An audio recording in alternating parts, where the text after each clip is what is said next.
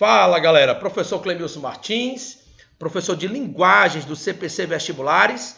E vamos responder agora a questão de número 20 do quadro CPC Resolve. Bacana? Então vamos aqui à questão. A questão de número 20, ela traz esse texto. E não é porque é um texto grande ou pequeno que eu vou atrás de saber qual é o enunciado. Eu sempre tenho que fazer primeiro a leitura do enunciado. Nem se o texto fosse bem pequenininho ou se o texto fosse só uma imagem, eu deveria ver primeiro o enunciado. E qual é o enunciado dessa questão? A questão vai te perguntar o seguinte: entre as novas possibilidades promovidas pelo desenvolvimento de novas tecnologias, o texto destaca a... Galera, é uma questão que vai envolver as novas tecnologias da informação e o que é que ela ocasiona na nossa vida. Então, a questão da competência de número 9, e lembrando, a competência de número 9, nós temos aquela tão cobrada habilidade de número 28, que é do impacto social das novas tecnologias. Temos a habilidade de número 29, mas temos também a habilidade de número 30, que é esse caso. O que é que o Enem quer de você na habilidade 30? Quer que você, aluno, seja capaz de relacionar as tecnologias de comunicação e informação ao desenvolvimento das sociedades e, nesse caso dessa questão, ao conhecimento que elas produzem, tá bom? Então é uma questão bem bacana, uma questão que vai perguntar sobre como a tecnologia pode ajudar a gente. Então vamos ao texto. O texto diz assim: o projeto Data Viva consiste na oferta de dados oficiais sobre exportações, sobre atividades econômicas, sobre localidades e ocupações profissionais de todo o Brasil. Num primeiro momento, o Data Viva construiu uma ferramenta que permitia a análise da economia mineira, embasada por essa perspectiva metodológica complexa e diversa. No entanto, diante das possibilidades oferecidas pelas bases de dados trabalhadas, a plataforma ela evoluiu para um sistema mais completo. De maneira interativa e didática, o usuário ele é guiado por meio das diversas formas de navegação dos aplicativos. Aí, além de informações sobre os produtos exportados, bem como acerca do volume das exportações em cada um dos estados e municípios do país, em poucos cliques, o interessado ele pode conhecer melhor o perfil da população, o tipo de atividade desenvolvida, pode conhecer as atividades formais e também a média salarial por categoria. Tudo isso graças ao uso de quê? Da tecnologia. Então vamos voltar aqui à pergunta. Entre as novas possibilidades promovidas pelo desenvolvimento de novas tecnologias, esse textozinho bem, ele está destacando o quê? Será que ele destaca a auditoria das ações de governo? Galera, a tecnologia ela pode ser utilizada para fazer uma auditoria num governo? Pode. Mas o texto está destacando isso? Não. A letra B diz que o texto destaca a publicidade das entidades públicas. Será que nós estamos falando de publicidade aí? Claro que não.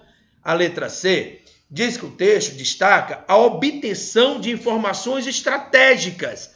Galera, que massa! Quando ele fala de obtenção de informações, é o acesso à informação ocasionada graças ao quê? À tecnologia. A letra D fala de disponibilidade de ambientes coletivos e a letra E fala de comunicação entre órgãos administrativos, ou seja, a tecnologia ela pode proporcionar comunicação entre os órgãos administrativos? Pode. Mas o texto está destacando isso? Não. Então a gente deve estar muito atento ao que é que está sendo perguntado. Obviamente, após a leitura do texto, percebemos que o texto ele está destacando o quê?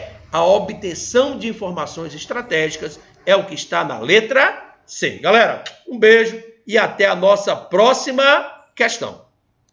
Olá pessoal, tudo bem? Eu sou o professor Alexandro e hoje nós vamos para mais uma etapa da nossa resolução de questão aqui no CPC Resolve, utilizando uma prova do Enem 2019.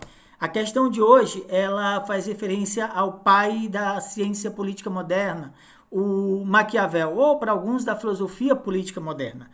O Maquiavel tem uma teoria marcada por se diferenciar do que era proposto dentro da teoria política clássica, quando se defendia, por exemplo, uma forma que o próprio Maquiavel identificava como forma ideal de política, ou, dito de outra forma, a política como ela deveria ser. Em oposição a essa forma de entender a política, Maquiavel apresenta para a gente o seu realismo político, ou, dito de outra forma, a política como ela é. Daí, muitas vezes, um pouco de incompreensão quando as pessoas tratam a política aos olhos de Maquiavel como maquiavélica.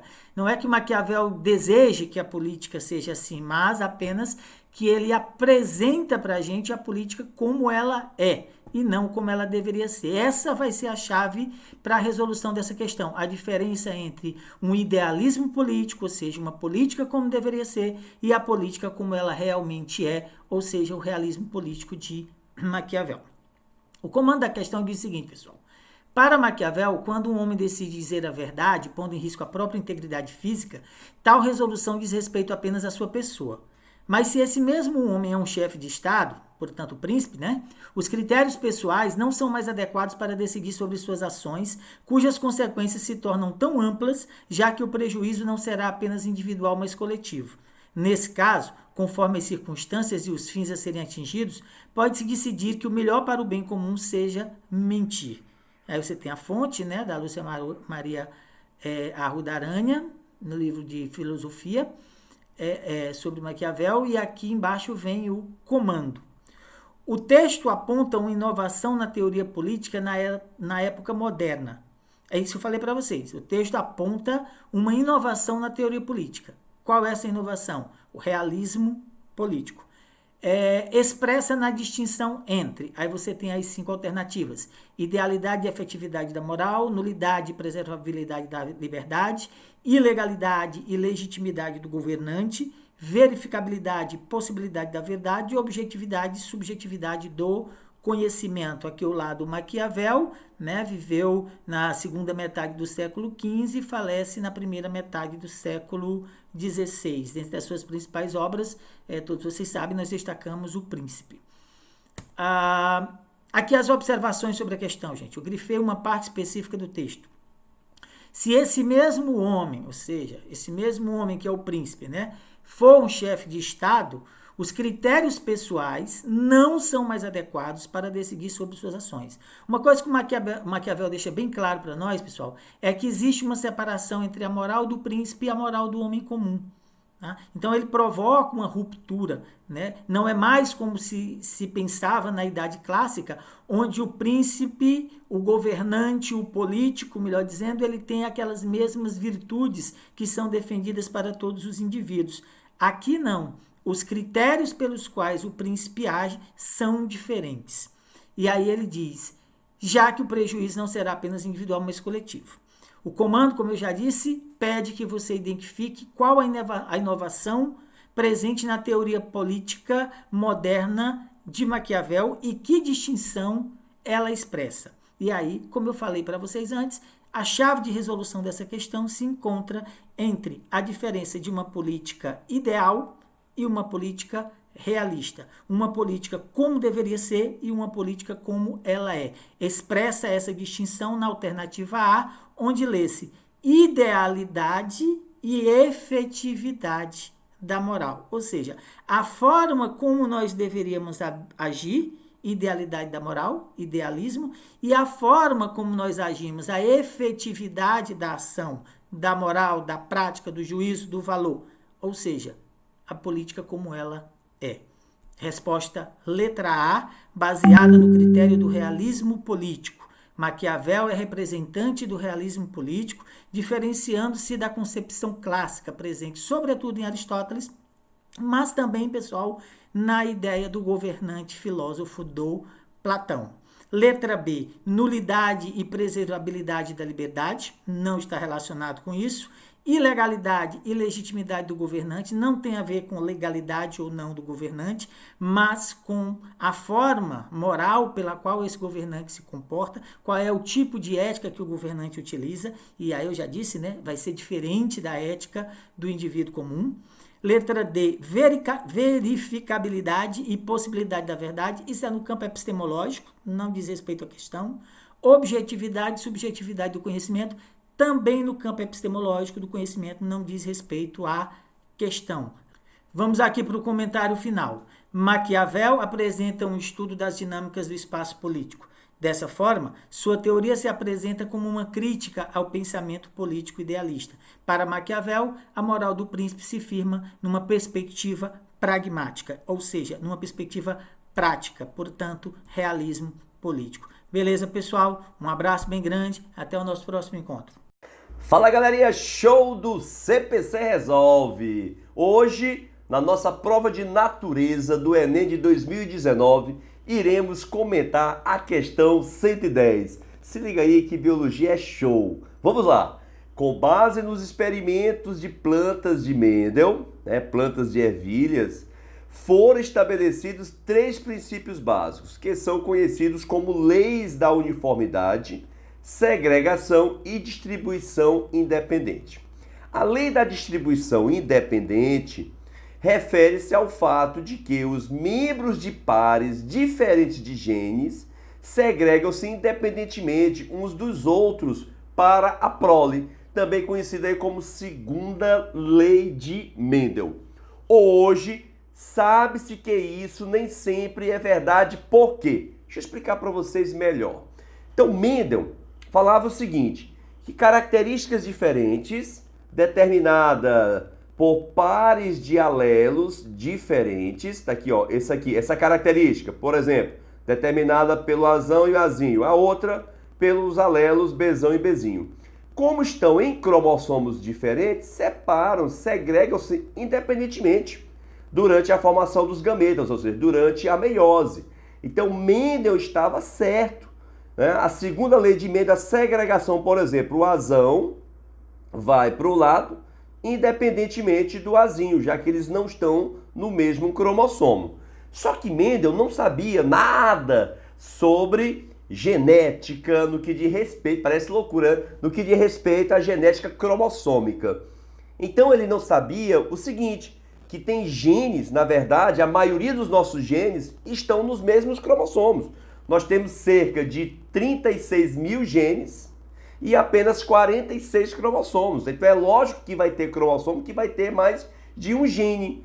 Então quando você tem aqui cromossomos, pessoal, que abrigam mais de um par de genes, você chama de genes ligados ou linkage. Tá vendo? Ó? O azão e o Bzão, que antes estavam em cromossomos diferentes, agora estão no mesmo cromossomo. O azinho e o Bzinho, que antes estavam em cromossomos diferentes, agora estão no mesmo cromossomo. Como o azão e o Bzão estão no mesmo cromossomo, para onde o azão for, o Bzão também vai junto.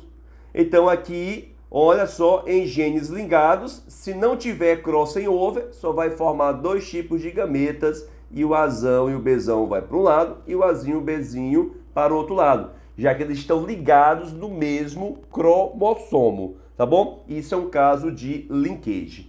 Então hoje, sabe-se que isso nem sempre é verdade, ou seja, essa segregação independente nem sempre é verdade. Por quê? Resposta correta, letra D. Os genes localizados fisicamente próximos no mesmo cromossomo, então são genes ligados, genes em linkage, tendem a ser herdados juntos. Ou seja, se eu tenho um gene B e um gene C no mesmo cromossomo, é natural de se esperar que o B e o C vá formar o mesmo gameta, não tem a segregação independente, tá bom? Então, resposta letra D. Espero que vocês tenham gostado aí da nossa questão. Ó, beijão, show! Valeu, galera!